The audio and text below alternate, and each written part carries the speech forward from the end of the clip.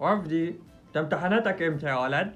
هبدأ بكرة إن شاء الله يا بابا. طب ايه، مش ناوي تقوم تذاكر بقى؟ طيب يا بابا 5 دقايق وهم. انا هتفق معاك اتفاق، لو ذاكرت واجتهدت في فترة الامتحانات دي ونجحت وجبت 100% هديك 2000 جنيه بحالهم بعيدا عن مصروفك الشخصي خالص.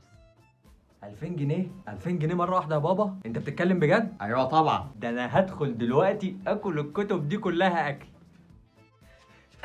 بابا ايه يا ابني، في ايه؟ النتيجة ظهرت ولا إيه؟ بابا نجحت وجبت 100%. الله اكبر الله اكبر، الف الف مبروك يا ولد، الف مبروك. يبارك فيك يا بابا. الله يبارك فيك، ايدك بقى يا حبيبي على ال 2000 جنيه اللي انت قلت لي عليهم. بتوع ايه؟ ايه يا بابا انت نسيت ولا ايه؟ انت مش قلت لي لو انت نجحت وجبت 100% هتديني 2000 جنيه؟ انا يا ابني. يا بابا قلت كده.